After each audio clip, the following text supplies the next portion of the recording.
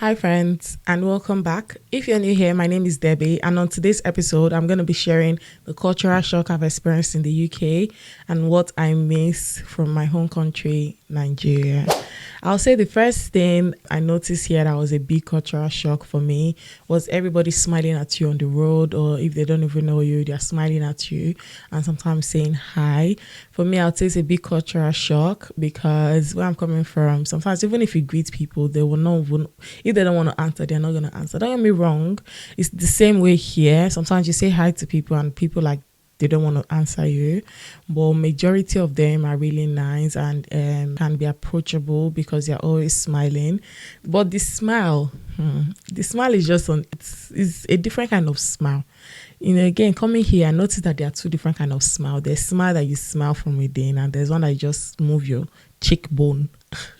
So yeah, but even at that, so I still find it that is really, really a good and a good thing to do. Even walking on the street and seeing someone, the least you can do when you're walking past the person is just like smile and then go back to your other way. For me now, it's a norm. I smile a lot. I smile a lot at people now because I'm used to it. Walking by, I'm always smiling. Even on the road, when somebody wants to, maybe you allow the person to pass or you give way for the person to pass, the person is smiling or waving you or saying thank you. All those things are really, really good. It's something that we should adapt in Nigeria. Everybody in Nigeria is angry. Everybody is angry. If you try and overtake somebody, they're already insulting you, shouting at you, horning at you, or maybe you're walking past by the road. Sometimes if you say hi, some people can say hi, but sometimes they don't want to say hi to you. They even find it's so stressful for them to even answer your good morning greeting. So, but here everybody is always smiling. The next thing I would say I really, really miss about Nigeria, and till now I've not gotten used to it, is over here they walk a lot. Hey, they can trek. They'll just tell you that a corner. Even if you get a taxi and you be like, oh, I'm going to this direction, and the taxi man will tell you, oh, it's just around the corner. It's just around the corner. It's like 10 minutes walk. It's just around the corner. I'm like, oh, bro, I'm gonna pay. Just take me there.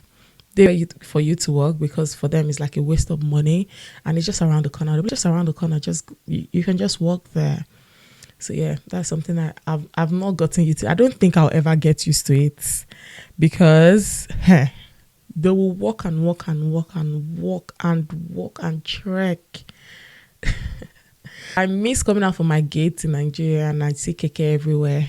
𝐘𝐒 to even take me to the junction. If I'm going to this junction to buy something, I will see 𝐘𝐒 that will take me from my gate to that junction. Even stand there, stay that the 𝐘𝐒 will stay there, wait for me. But I'll buy what I want to buy. I'll enter the 𝐘𝐒 again. It'll take me front. It will take me and go and drop me again in front of my gate. That's something I really, really miss. I really, really miss it. I don't know if I'll ever get that privilege back. If they ask me to enforce a law, that will be one of the law that I will enforce. That will be one of the law I will enforce. Nigerian in me still have anxiety. I cannot drink my tap water. I buy my water. But if people drink their tap water here, it's really safe. Apparently, it's safe for them to drink their tap water. The thought of cholera, I'll be like, no, I'm going to buy my water. But tap water is really safe here. Tap water is safe to drink. Another thing I would say is the weather. The weather here is the real definition of bipolar. When we first came, we came during spring, and it was really shocking that 8 o'clock everywhere is still bright, 9 o'clock everywhere is still bright, like 4 a.m. everywhere is already bright. The weather thing here. And then during spring, during winter, 3 p.m. everywhere is getting dark. 7 a.m. everywhere is still dark. The weather thing here is something that I'm still getting used to. Even if I've been here for a while now, I'm still getting used to it. The next cultural shock I would say is from the health sector. Even when you're not feeling okay, they do not give you any drugs apart from paracetamol. Paracetamol is their favorite drug here. I had a whole baby and they gave me just paracetamol. When I got back, I told my husband, please go and buy me painkiller, and then he bought me ibuprofen. Yeah, they just give you paracetamol for everything. Paracetamol is the solution for all your problem. Headache, body pain, cough, catarrh, virus, bacterial infection, they just give you paracetamol. And then they tell you, oh, give it a few weeks.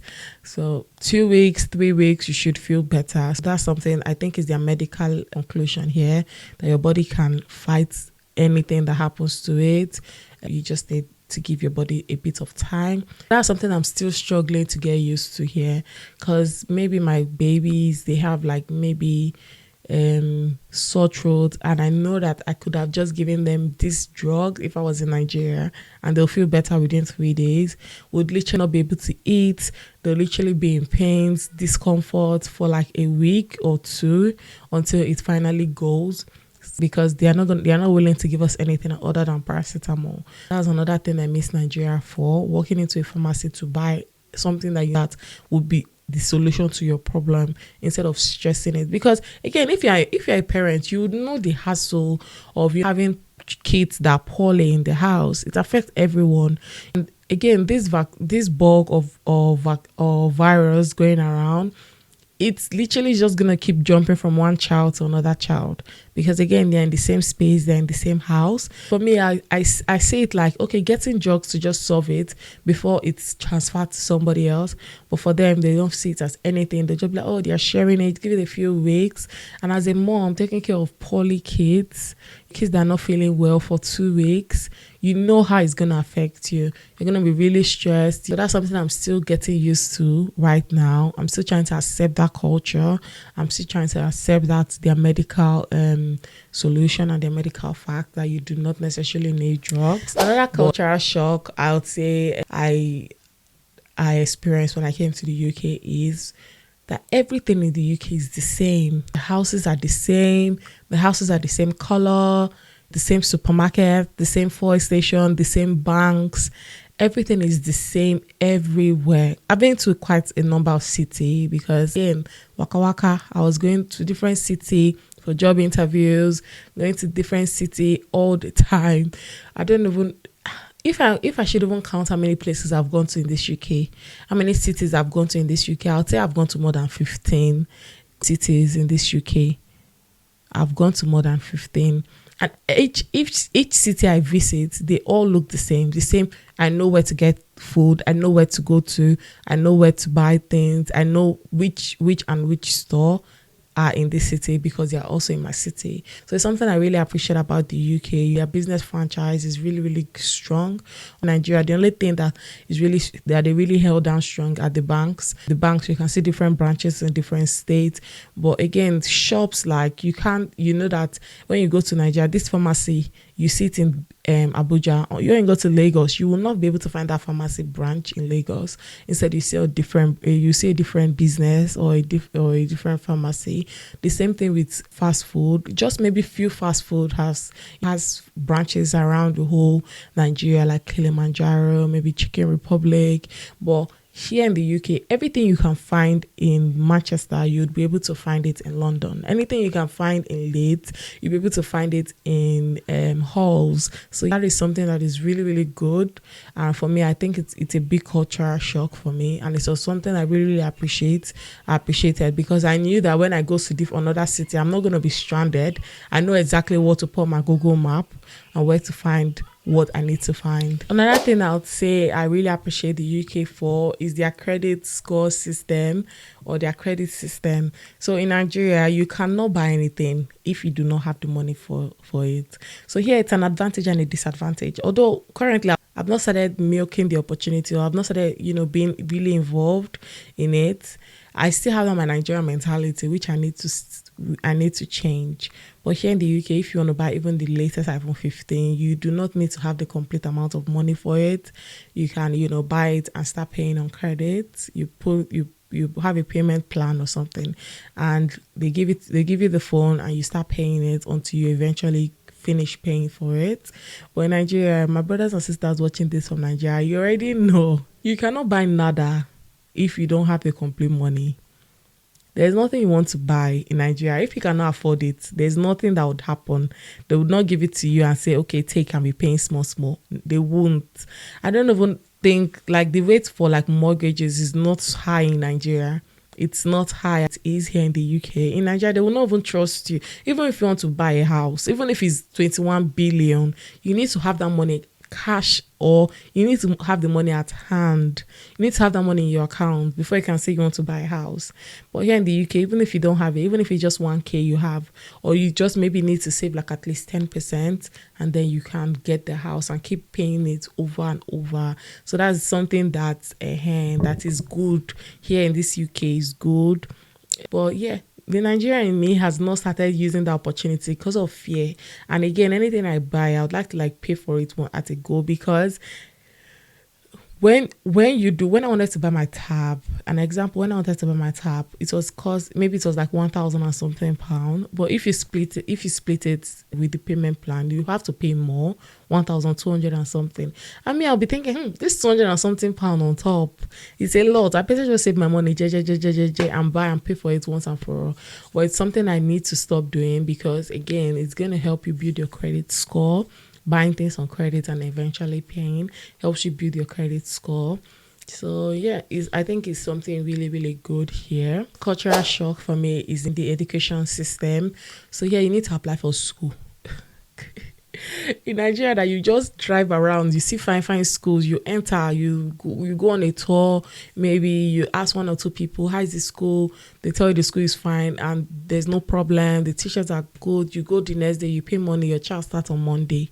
It's not the same thing here. You need to go to their government websites. You need to apply for school. And you need to wait for the school to accept you. Until the school accepts you, you can't do anything. So yeah, applying for school here and in Nigeria is totally different. And again, in Nigeria, you see that thing that even from nursery, they are taxing your child, making your child, be responsible educational wise, teaching them really, really well. And maybe like they'll tell them, if you don't finish your work, you're not going to leave here to go play. You must finish your work first. And, teaching them, when it's time to teach, it's time to teach. When it's time to learn, it's time to learn. When it's time to play, it's time to play.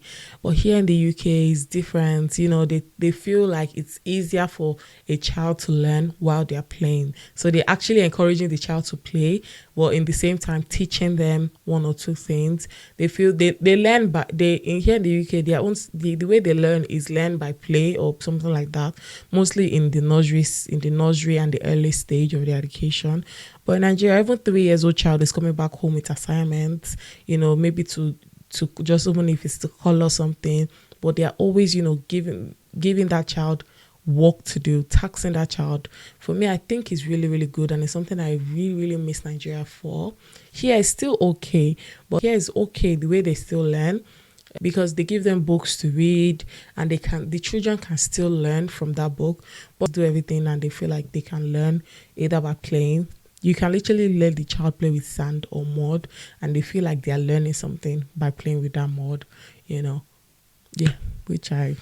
that is like another cultural shock for me in the education system. The next thing I would say is saying sorry. I don't even say sorry now again, but when I first came and I started working, in a corporate environment, saying sorry can literally offend somebody. Maybe the person is telling you of how their day went, and maybe they had a disappointment. I'd be like, oh my God, I'm so sorry. They'll be like, why are you telling me sorry? It wasn't your fault. You shouldn't say sorry to me. So saying sorry can put you in trouble. When you just come out from your house and you want to make your hair, and you just walk to any salon, and even if maybe you go to like the market, people will be begging you, sister, do you want to make your hair? Sister, do you want to make... Here, it's not like that. You need to book appointments. Sister, do you want to make your nails? Sister, do you want to make your hair? It's not like that here, and it's something I really, really miss. It helps you with your self-maintenance. Here, everything is DIY. I do my nails myself. I retwist my locks myself. I do everything myself most of the time.